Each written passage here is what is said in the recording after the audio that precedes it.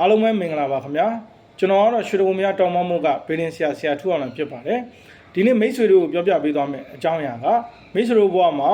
ဘာလို့အဆင်မပြေဖြစ်နေရင်ဖုံးကန်နေနေရင်ကန်ဆာတာပွန်လန်းတိုးတက်စေဖို့မိတ်ဆွေတွေဘဝမှာအမိကောင်းရစေဖို့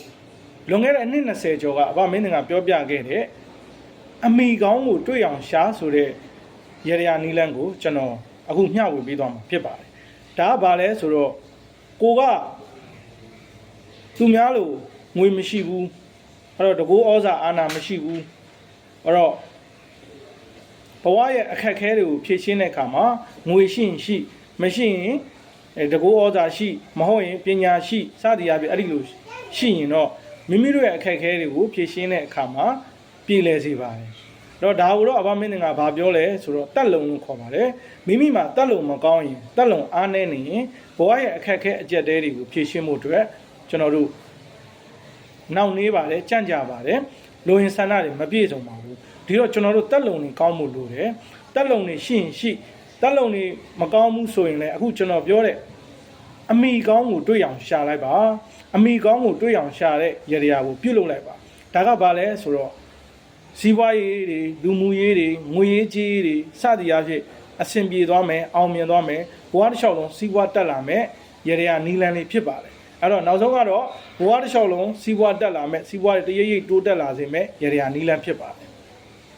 အဲ့တော့တနင်္ဂနွေသားသမီးတွေအမိကောင်းကိုရှာဖို့အတွက်ကကြတော့မိမိနဲ့နေနံတူဥမာတနင်္ဂနွေပေါ့ဗျာဥဩဘာဒပေါ့ဥဥဒ္ဓမပေါ့အဲ့ဒီလိုဘုန်းကြီးမျိုးရှာ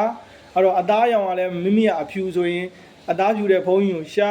မိမိကအသားမဲတယ်ဆိုရင်အသားမဲတဲ့ဘုန်းကြီးကိုရှာမိမိကအသားညိုတယ်ဆိုရင်အသားညိုတဲ့ဘုန်းကြီးကိုရှာကဲအဲ့လိုရှာပြီးတော့ကျွန်တော်တို့ကစွန့်ကတ်ရပါမယ်စွန့်ကတ်တဲ့အခါမှာလည်းပဲအဲ့တော့ဖော်ဖော်ရရလေးကတ်ပြီးတော့ဒီဘုန်းကြီးရဲ့လက်ဆေးရည်ကိုယူပါလက်ဆေးရည်အချောရည်ကိုယူပါယူပြီးတော့အဲ့ဒီရည်နဲ့ရေချိုးပါအဲ့တော့ဘုန်းကြီးကိုလည်းပဲရှောက်တဲ့အခါမှာ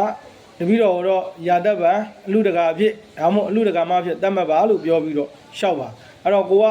လူမယ်တမ်းမယ်ဆိုရင်ဒီဘုန်းကြီးတို့ရည်စူးပြီးတော့အလူတန်းလုပ်ဖို့ငွေကြေးလေးတွေဖယ်ထားပါเนาะကိုယ့်ရဲ့ဥပြပတ်စံလေးတွေဖယ်ထားပြီးတော့လူပါ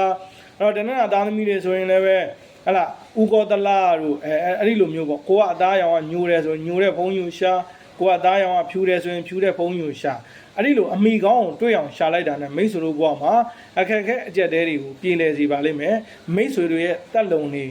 အဲ့တော့အလိုလိုကောင်းလာပါလိမ့်မယ်ဘဝကကြီးပွားတိုးတက်မြင့်မားလာပါလိမ့်မယ်အဲ့ဒီရရကိုအဘမင်းကတော့အမိကောင်းကိုတွေ့အောင်ရှာဆိုပြီးတော့ခေါင်းစဉ်ပေးထားပါတယ်ခင်ဗျာကဲအဲ့တော့မိမိနဲ့နေနံလူတဲ့ဘုန်းကြီးကိုရှာပြီးတော့စွန့်ကပ်ပါလိုအပ်တာလေးတွေလူတန်းမယ်လို့လည်းဂရီကိုပြုပါပြုပြီးတော့မိမိကလည်းဥပြပတ်စံလေးတွေဖယ်ထားပြီးတော့အဲ့ဒီကယဟန်တန်ကမိမိနဲ့နေနံလူတဲ့ယဟန်တန်ကအတွက်အလူတန်းလေးကိုပြုလုပ်ပေးပါဒါဆိုရင်မိတ်ဆွေတို့ဘဝမှာအမိကောင်းကိုတွေ့ပြီးတော့အရေးကိစ္စတွေကြုံတွေ့လာတဲ့အခါမှာတက်လုံတွေကောင်းလာပါမယ်အဲ့တော့ငွေကြေးစီးပွားရေးလူမှုရေးအားလုံးအဆင်ပြေလာမယ်အောင်မြင်လာမယ်လို့ကျွန်တော်ပြောရပါတယ်ခင်ဗျာကဲအားလုံးကိုနှုတ်ဆက်ပါတယ်ခုနှစ်တောင်းပြီးပေါင်းစိတ်ချမ်းသာခြင်းကိုယ်ကျမ်းမာခြင်းနဲ့ပြည့်စုံနိုင်ကြပါစေဗျာ